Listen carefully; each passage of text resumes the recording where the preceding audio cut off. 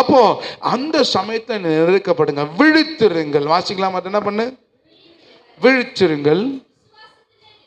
எங்க நிலைத்திருன்னா stand still in faith. தொடர்ந்து விசுவாசத்தில் நில்லு.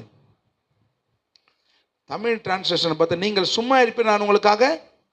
சும்மா இருன்னு என்ன பண்ணுறது? உட்காந்து பெட்ஷீட் போட்டுன்னு பார்த்துக்கின்னு அப்படி கிடையாது.